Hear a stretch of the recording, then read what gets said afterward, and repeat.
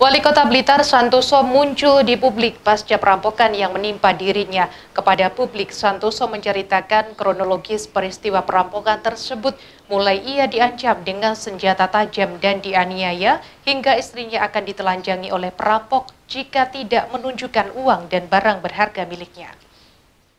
Kalau dikaitkan dengan politik, jangan dikaitkan dengan politik. Jadi bagi saya, Wali Kota Blitar Santoso akhirnya buka suara tentang peristiwa perampokan yang menimpa dirinya dan istri serta 3 petugas Satpol PP di rumah dinasnya pada Senin dini hari lalu. Santoso menceritakan, kawanan perampok berjumlah 5 orang masuk ke dalam rumah dinas wali kota dan menyergap 3 petugas Satpol PP yang sedang berada di pos penjagaan. Pelaku kemudian masuk ke dalam kamar pribadi wali kota dengan cara mendobrak pintu. Saat itu istri wali kota sedang menunaikan sholat tahajud, sementara wali kota Santoso tidur di ranjang. Para pelaku langsung menyekap wali kota dengan mengikat tangan dan kaki serta melakban mulut dan matanya. Pelaku sempat menendang dan memukul bagian tubuh wali kota agar menunjukkan brankas miliknya hingga mengakibatkan wali kota mengalami luka pada bagian kaki, tangan, dan tubuhnya.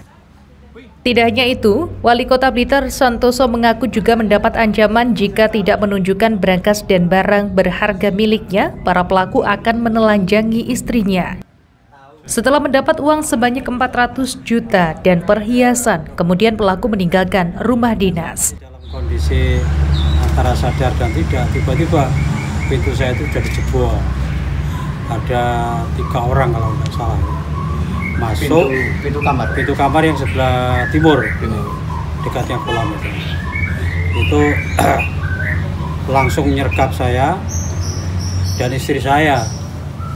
Kemudian saya disuruh tengkurap, mulut dilakban, kemudian mata juga begitu. Terus saya disuruh tengkurap ke lantai menghadap ke timur. Tangan saya juga diborgol di belakang, diikat, kaki saya juga demikian.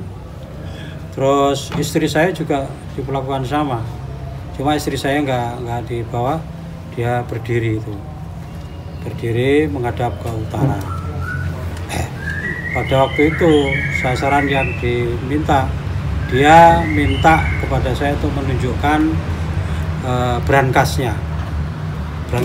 Brankasnya Pak, Bapak di mana?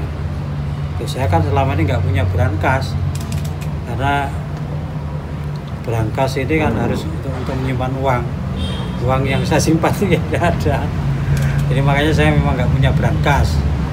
Ya kalau uang sedikit-sedikit dari hasil kegiatan saya buka acara itu honornya ya saya simpan di tas, cukup saya taruh di almari gitu. Kemudian saya ditendang, dipukul dalam posisi yang disekap baik mulut, mata, tangan, karena saya tidak segera menunjukkan, dikira saya membohongi bahwa saya tidak mau menunjukkan brankasnya. Kini perampokan rumah dinas milik kepala daerah tersebut dalam penanganan Polda Jawa Timur. Polisi telah melakukan olah TKP dan memeriksa sejumlah saksi. Dari Blitar, Arif Rusmanto melaporkan.